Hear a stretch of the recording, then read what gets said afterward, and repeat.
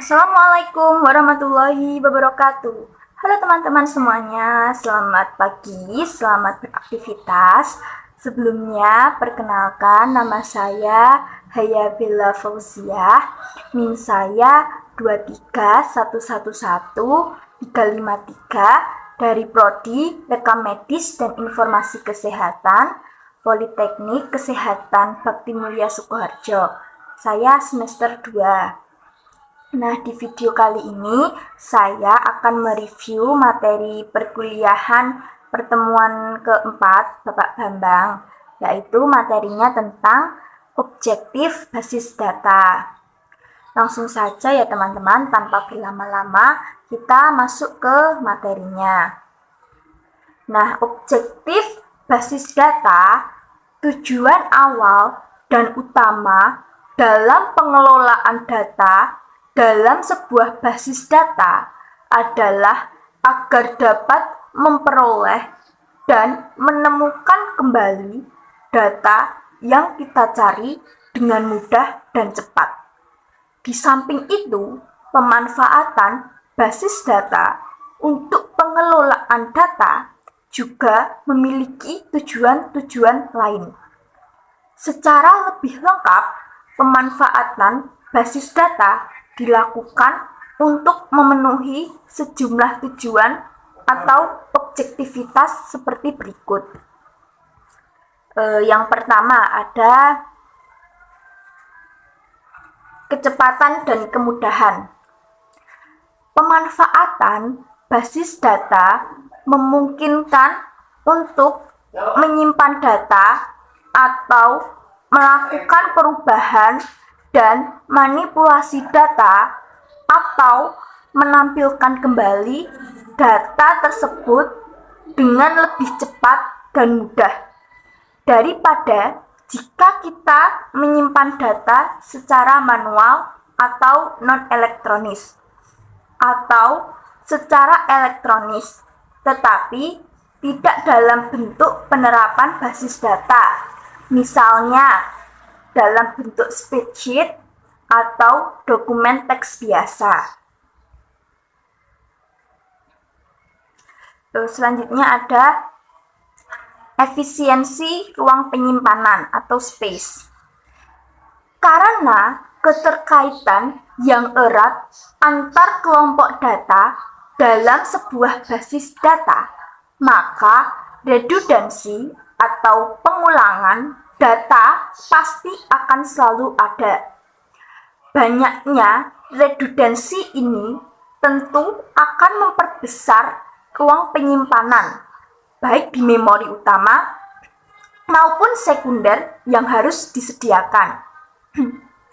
Dengan basis data, efisiensi dan optimalisasi penggunaan ruang penyimpanan dapat dilakukan karena dapat melakukan penekanan jumlah redundansi data, baik dengan menerapkan sejumlah pengkodean atau dengan relasi dalam file antar kelompok data yang saling berhubungan.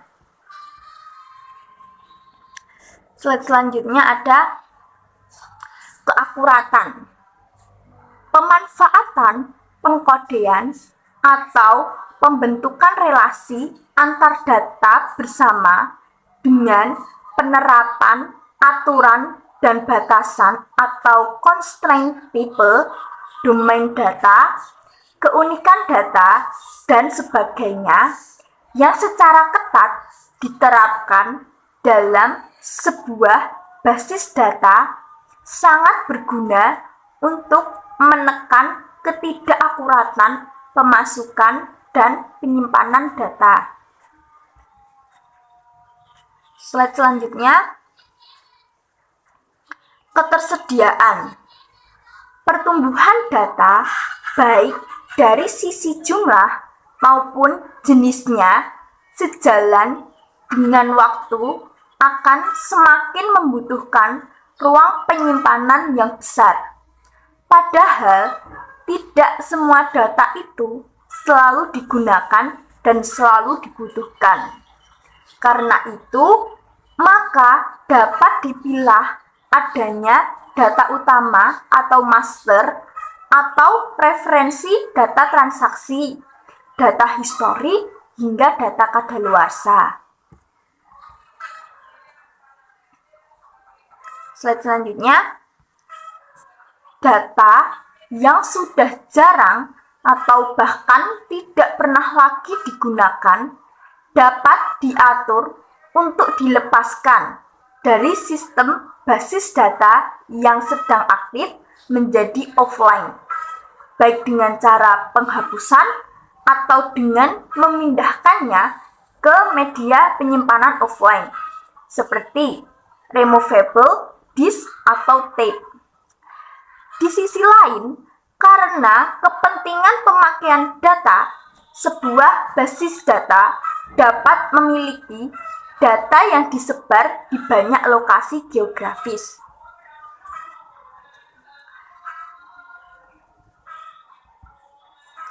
Data nasabah sebuah bank misalnya dipisah-pisah dan disimpan di lokasi yang sesuai dengan keberadaan nasabah.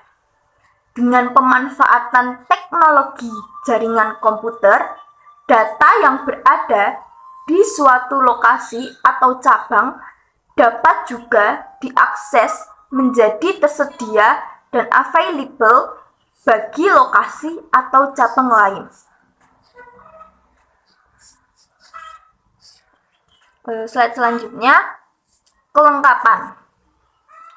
Lengkap tidaknya data yang kita kelola dalam sebuah basis data bersifat relatif, baik terhadap kebutuhan pemakai maupun terhadap waktu.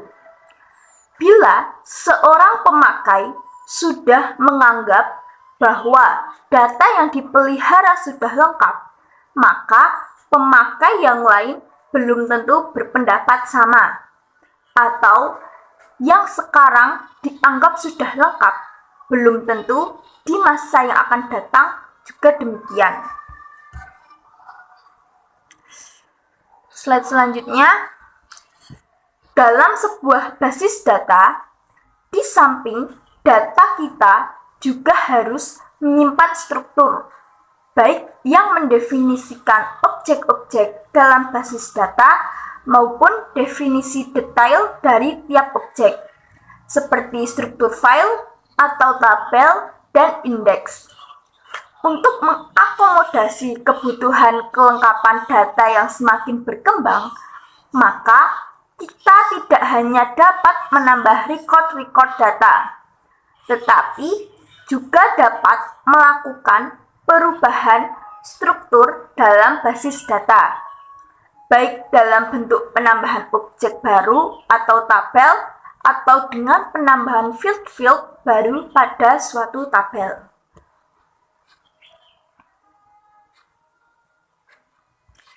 Yang selanjutnya ada keamanan.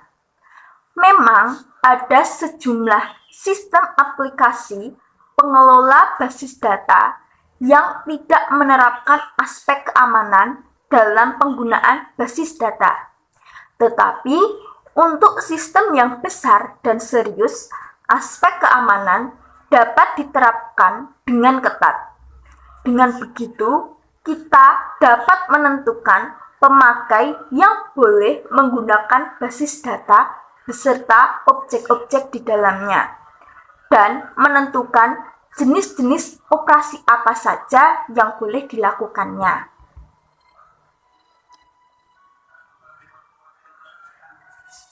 Ada kebersamaan pemakaian. Pemakai basis data seringkali tidak terbatas pada satu pemakai saja, atau di satu lokasi saja, atau oleh satu sistem aplikasi saja.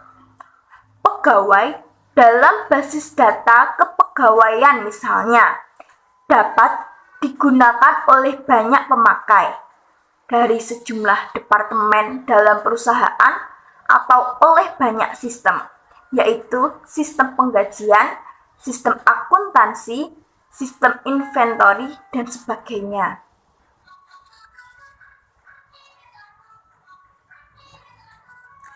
basis data yang dikelola oleh sistem aplikasi yang mendukung lingkungan multi-user akan dapat memenuhi kebutuhan ini, tetapi tetap dengan menjaga dan menghimpun terhadap munculnya persoalan baru seperti inkonsistensi data, karena data yang sama diubah oleh banyak pemakai pada saat yang bersamaan atau kondisi deadlock karena ada banyak pemakai yang saling menunggu untuk menggunakan data.